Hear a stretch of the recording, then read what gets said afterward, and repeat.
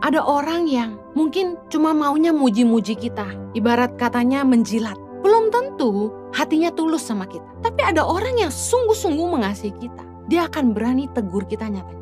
Nah, biasa teman yang begini gak jadi teman favorit karena merasa dia tukang kritik. Kita bisa lihat motivasi orang dalam memberikan saran.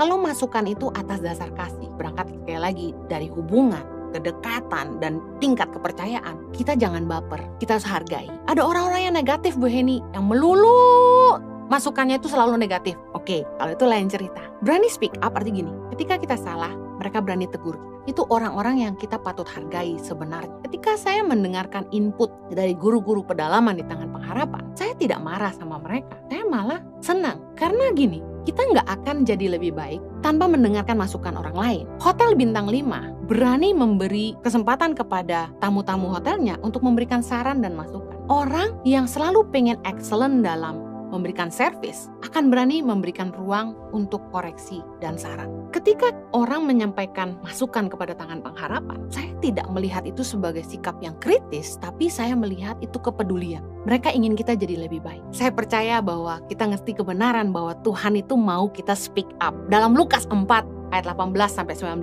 Roh Tuhan ada padaku, oleh sebab Ia telah mengurapi aku untuk menyampaikan kabar baik kepada orang-orang miskin, dan Ia telah mengutus aku untuk memberitakan pembebasan kepada orang-orang tawanan dan penglihatan bagi orang-orang buta, untuk membebaskan orang-orang yang tertindas, untuk memberitakan tahun rahmat Tuhan telah datang. Tuhan mengurapi kita supaya kita bisa speak up dalam hal-hal ini. Yang pertama, menyampaikan kabar baik kepada orang-orang miskin. Orang-orang miskin di sini saya percaya bukan hanya bicara soal miskin karena keuangan, tapi banyak orang di dunia ini, orang-orang di sekitar kita, mereka miskin kasih, mereka miskin hubungan, mereka miskin pengetahuan. Kita harus memberitakan kabar baik kepada mereka. Mari nyatakan kebenaran, kabar baik kepada orang-orang yang memerlukan. Ketika kita kumpul dengan teman, dengan keluarga, dengan siapa saja, pastikan mereka pulang itu sukacita. Karena yang kita beritakan kabar baik, bukan kabar burung. Memberitakan pembebasan kepada orang-orang tawanan. Tawanan bicara orang-orang yang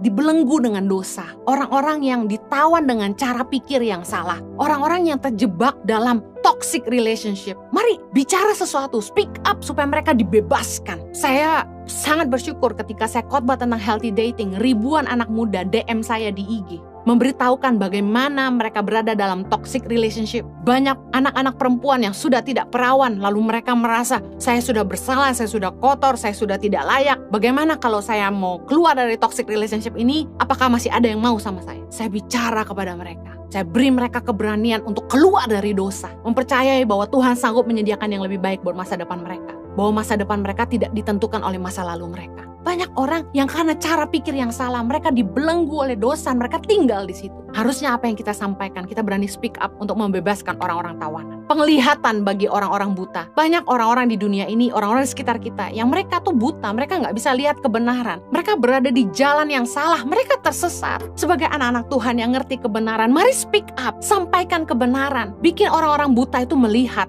Tuhan, ngalamin Tuhan. Mereka melihat masih ada harapan buat masa depan. Waktu saya melayani anak-anak di penjara, saya bilang sama mereka, kalian gak bisa mengubah di mana kalian berdiri hari ini, tapi kalian bisa menentukan kemana kalian mau pergi. Saya kasih harapan buat mereka. Kalian harus berhenti melakukan apa yang kalian lakukan. Kalian harus ngerti bahwa kalau kamu lakukan terus apa yang kamu lakukan, kamu akan kembali ke tempat yang sama. Kalau kamu gak mau berakhir di tempat yang sama ini, kamu harus buat perubahan. Kasih mereka harapan. Tahukah Anda, banyak orang-orang yang memerlukan Tuhan. Anda cuma perlu buka mulutmu untuk menyatakan kasih Tuhan, kebenaran, harapan. Banyak orang-orang buta yang membutuhkan tuntunan terang untuk melihat jalan kebenaran. Untuk membebaskan orang-orang yang tertindas. Siapa orang tertindas? Orang lemah, orang teraniaya, orang-orang yang ditekan, ditindas, di-abuse, dijajah. Berapa banyak orang-orang di sekitar kita yang membutuhkan. Mereka tertindas tapi tidak bisa bersuara. Maukah Anda jadi tangan Tuhan? Maukah Anda menyuarakan kasih Tuhan untuk menolong dan menyelamatkan mereka? Saya berdoa waktu Anda ketemu dengan orang-orang, ketika Anda bicara, orang miskin dengar kabar baik, tawanan dibebaskan, orang buta melihat, orang tertindas dimerdekakan. Demi nama Yesus.